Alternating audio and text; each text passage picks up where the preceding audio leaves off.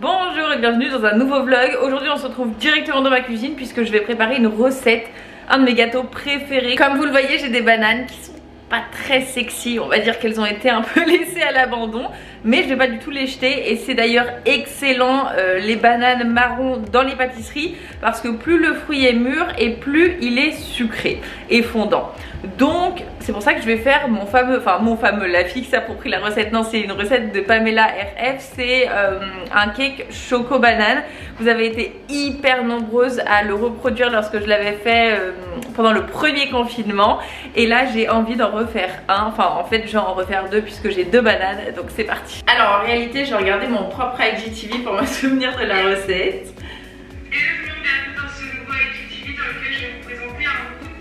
Alors dans un premier temps on prend un œuf, des œufs bio bien sûr, pensez à les prendre avec le tampon rouge où c'est inscrit 0FR. Le 3FR c'est vraiment le pire et pourtant c'est ce qui est le plus répandu, donc un œuf 0FR. Et on sépare le blanc du jaune. Ah j'ai cassé le jaune, c'est pas grave. Ensuite, faut monter le blanc en neige avec une pincée de sel. Alors ensuite, on va mélanger la farine, 2 cuillères à soupe de farine. Normalement, c'est de la farine de coco. I don't have it. Donc, je vais prendre de la farine normale. 2 cuillères à soupe, 1 et 2. Hop. J'ajoute à ça 1 cuillère à soupe de coco râpé. Hop. Et une pincée de sel.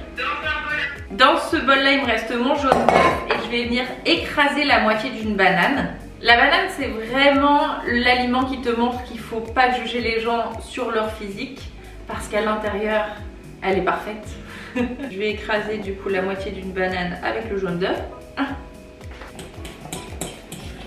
Et je vais aussi ajouter un petit peu d'extrait de vanille.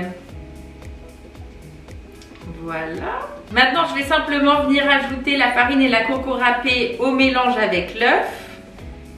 Et bien mélanger. Je vais mettre quelques morceaux de banane en gardant un petit peu pour le topping.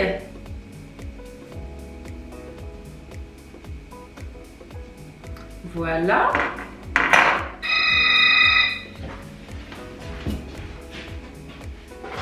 Oui? Oui, j'arrive. Ok, maintenant du chocolat. 10 grammes de chocolat, c'est 2 carrés. Là, c'est des tout petits. Du chocolat noir, bien évidemment.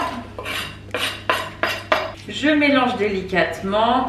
Avant d'incorporer les blancs en neige dans les jaunes, je vais venir mettre de l'huile de coco sur mon plat parce qu'en fait, une fois qu'on aura incorporé, il faudra aller très très vite pour mélanger délicatement et le mettre immédiatement au four parce que sinon les blancs en neige vont retomber, quoi, ils seront plus aussi moelleux.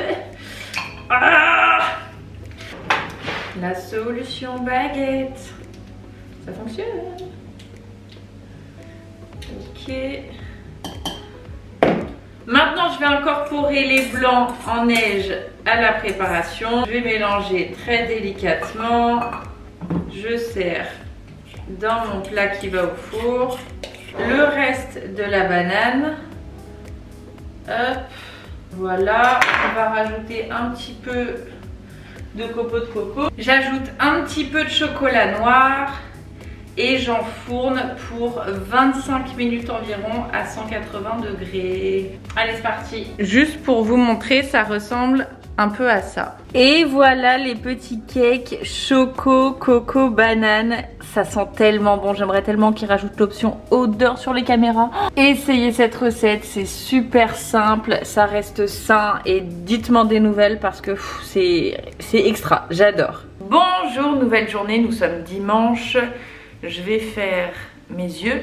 Aujourd'hui, je commence à me préparer un petit peu à rentrer chez mes parents pour les fêtes. J'ai cette chance-là et je pense fort à toutes les personnes qui vont être loin de leur famille pour Noël parce qu'elles n'ont pas pu rentrer, parce qu'elles sont dans un autre pays, etc. J'ai bien sûr fait le test PCR avant de prendre le train, avant de mettre la vie de certaines personnes en danger et avant de rentrer dans ma famille. Je vais faire mon petit trait estompé signature. Si j'ai un petit conseil à vous donner là-dessus, là-dessus, c'est de suivre votre ligne inférieure et d'aller dans le prolongement et en direction de mon sourcil. Et je trouve ça beaucoup plus doux qu'un trait d'eyeliner noir. Et de toute façon avec ma paupière, moi c'est impossible de faire un eyeliner. Vous voyez un peu la différence? Sinon, programme de la journée, je vais continuer à écrire mon livre que je dois rendre dans moins d'un mois, figurez-vous. Et aussi, je vais commencer à penser à mes objectifs pour 2021 et les stratégies, les plans d'action que je vais mettre en place justement pour y parvenir. Je pense qu'on a tous super hâte d'être en 2021, de tourner la page de 2020, de tourner ce chapitre qui n'a pas été très agréable, qui a été plutôt très anxiogène et financièrement un désastre pour la plupart des gens. Mais j'ai vraiment de bons espoirs pour 2021, je suis sûre que ça va être une meilleure année et en tout cas je vais vraiment me donner les moyens pour qu'elle le soit. D'ailleurs je vous ferai peut-être une vidéo avec mes objectifs justement pour 2021, dites-moi si ça vous intéresse. J'hésitais parce que c'est vrai que des objectifs ça reste quelque chose de personnel, mais peut-être que ça peut vous inspirer d'une manière ou d'une autre, donc dites-moi si vous souhaitez cette vidéo, je me ferai un plaisir de la faire et ça serait rigolo justement à la fin de l'année 2021 de revenir sur cette vidéo et de voir ce que j'ai accompli et ce que j'ai pas réussi à faire. Venez avec moi, je vais vous montrer un truc. Cette valise là que je ramène à 3 est remplie de cadeaux, il y en a encore ici. Ça à la base je voulais faire un dressing, sauf que la pièce était beaucoup trop étroite, donc j'ai simplement acheté 2 portants chez Castorama et ces portants avaient des petites, comment on dit, comme des étagères en bas sur lesquelles j'ai mis les chaussures que je porte le plus souvent. J'ai aussi acheté cette petite chose là qui se scratch en fait super facilement sur le portant et j'ai mis quelques sacs ici, bonnet, la laisse de Poppy, le sac de Poppy. Salut Poppy, salut mon bébé. Et en fait là ce qu'il va falloir que je fasse avant de partir chez mes parents, et voilà, c'est ranger tout ce qu'il y a dans les étagères et vous préparer un énorme concours parce que comme vous pouvez vous en douter, j'ai énormément de produits que je reçois qui me conviennent pas, enfin tout simplement je peux pas tout tester et souvent j'accepte des produits en me disant que je vais vous les faire gagner en concours. Mais honnêtement j'étais très contente de ces portants et vous vous rendez compte qu'en fait tous ces manteaux là ils étaient dans ma petite armoire dans ma chambre, donc ils étaient vraiment tout serré, je pouvais plus rien mettre et voilà, c'est beaucoup mieux cette organisation là. C'est pas pour toi les cadeaux madame, mais non. Si vous ne connaissez pas ça, le Ya chocolat avoine, testez parce que c'est vraiment très très bon. Ça ressemble, vous savez, aux danettes au chocolat et c'est hyper onctueux. Mais bien sûr, c'est beaucoup plus sain, c'est bio. Et même, vous voyez, au niveau de la consistance, c'est... Bah, Poppy, tu t'étouffes. Elle boit trop vite.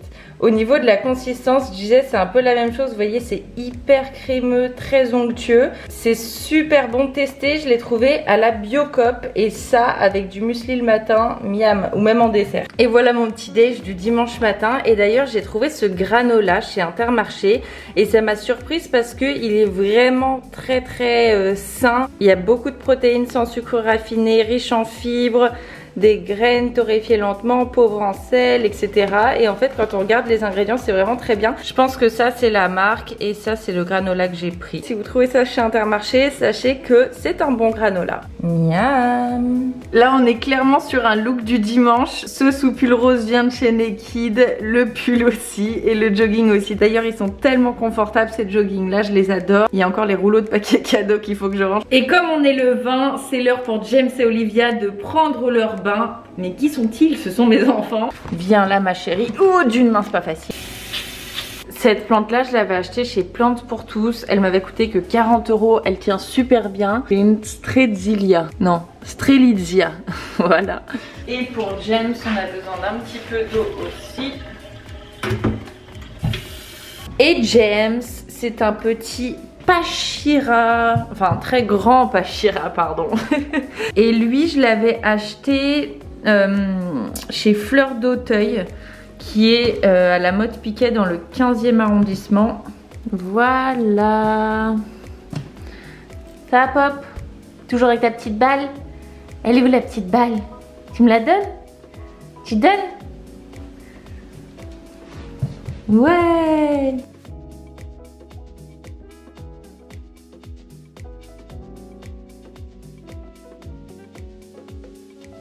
Regardez ce que je me suis offert pour Noël. C'est un rétroprojecteur parce que j'avais pas de télé et donc je branche ça à mon ordinateur. Je vais vous montrer parce que c'est vraiment trop stylé. Je sais pas comment il s'appelle, je l'ai acheté chez Boulanger Epson. C'est peut-être ça le modèle. Il est vraiment très très cool. Ça coûte assez cher quand même, enfin ça coûte le prix d'une télé. Je crois que j'ai payé ça 550 €, un petit peu plus même. Ce midi j'avais rien à cuisiner chez moi, donc j'ai commandé et j'ai commandé un truc que j'ai pas l'habitude de manger. Un burger végétarien, j'en ai pas mangé un depuis 1000 ans. Ça s'appelle A-Burgers. C'est un burger vegan, j'ai commandé le CSB. Et j'ai commandé des waffle fries parce que j'avais jamais testé ça et ça avait l'air très bon. Laissez-moi goûter ça parce que ça m'intrigue. Oh, c'est gras. Et le burger, à quoi ressemble-t-il?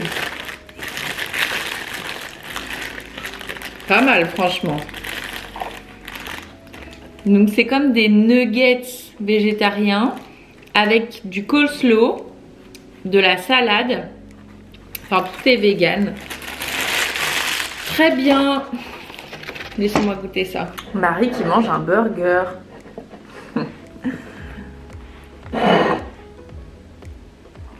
Bah franchement c'est super bon. Je suis pas du tout habituée à manger des trucs frits ou gras. Donc les waffle fries me restent un peu sur le cœur. Mais le burger était très bon. Pour digérer je vais me faire une petite tisane. J'ai trouvé plein de nouveaux Yogiti quand je suis allée à la Biocoop la dernière fois. J'ai acheté Respiration. Oh celui-ci j'ai trop envie de le tester mais peut-être plutôt ce soir. Un Yogiti Choco. Ça sent trop trop bon. Le Relax. Ensuite, on a Ginger Hibiscus, ils sont très bons aussi. Celui-ci, je pense qu'il pouvait être intéressant, Woman's Balance. Le Royal Box Vanille, il est tellement bon aussi. Et vous voyez, il y en a certains qui n'ont pas de caféine. Regardez, caféine free. Qu'est-ce que je vais me faire? Peut-être celui à l'hibiscus. Ginger Hibiscus, parti. Est-ce qu'on peut apprécier le fait que j'ai une tasse Givenchy? Je les adore, ils sont trop gentils. Qu'est-ce qui est noté aujourd'hui? Be great, feel great, act great. Yeah!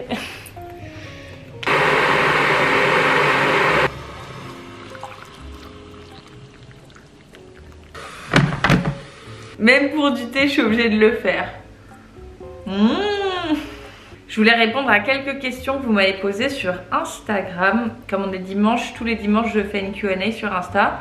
Et je réponds soit en story, soit à travers des vlogs un petit peu plus tard. J'ai l'impression que sur mon compte, à chaque fois que je fais une Q&A, il y a ce genre de questions. Comment reprendre sa vie en main quand on a tout délaissé?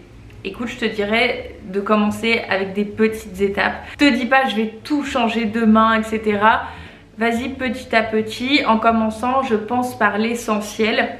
Je pense qu'on peut pas être motivé, déterminé et enclencher le cercle vertueux lorsqu'on n'a pas les bases et qu'on se sent pas bien à l'intérieur. C'est pourquoi je te dirais de commencer par un rééquilibrage alimentaire, manger sainement, manger suffisamment aussi, manger équilibré. Donne à ton corps la bonne énergie dont il a besoin pour fonctionner correctement et à ton cerveau aussi pour fonctionner correctement. N'oublie pas de boire 2 litres d'eau par jour, de dormir au moins 7 ou 8 heures et de bouger une demi-heure par jour, ne serait-ce que par de la marche. Et tu verras que déjà, ça va enclencher ce processus positif, ça va te remotiver, tu vas avoir l'impression, et pas que l'impression d'ailleurs, de faire du bien à ton corps, donc ta tête va aller mieux. Si tu es à un moment de ta vie où tu as envie de changement, et bien justement commence par changer ce qui t'entoure, redécore, réaménage, range bien, etc.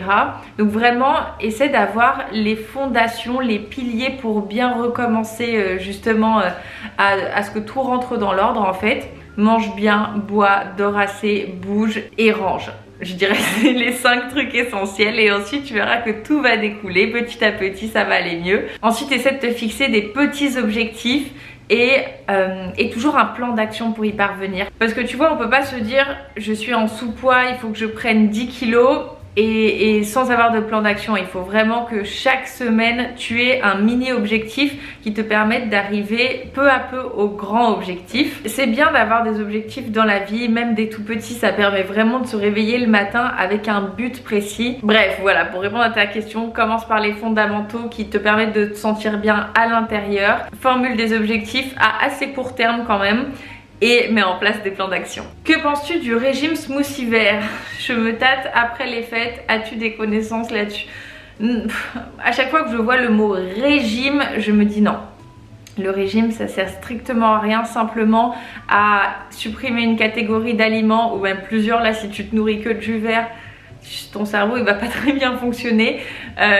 Non, le régime non, rééquilibrage alimentaire oui, mais personnellement je suis absolument contre le fait d'enlever une catégorie d'aliments et surtout de macronutriments essentiels de son alimentation. Donc pour moi j'ai déjà fait une cure de jus pendant 3 jours, vraiment par curiosité. J'adore tester de nouvelles choses, mais je vous avoue que je ne recommencerai pas parce que ça fait déjà un petit moment, j'ai un petit peu plus de connaissances en nutrition, etc. Et pour moi, si vous voulez, ça n'a aucun sens de faire des régimes, etc. et de faire des détox parce que le corps se détoxifie lui-même par le foie, par les reins. Et en fait, t'as aucun aliment qui va permettre à ton corps de se détoxifier. Tu as certains aliments qui facilitent la digestion et donc qui permettent aux organes émonctoires. J'ai été coupée, qu'est-ce que je disais? Oui, qu'il y a certains aliments qui facilitent la digestion, qui facilitent le travail des organes émonctoires, mais en aucun cas un aliment te permettra de te détoxifier. Le gingembre, les jus verts, etc. non. Ça facilite juste la digestion et le transit intestinal, mais en aucun cas ça ne détoxifie ton corps. Donc non, ne fais pas des bêtises, consomme bien tes glucides, tes protéines, tes lipides, tes légumes avec les fibres, tes fruits le matin et tu verras que tout va bien se passer. Comment sortir d'une relation toxique? J'ai fait quelques vidéos sur les relations amoureuses, les relations toxiques, d'ailleurs je te la mets dans le petit i.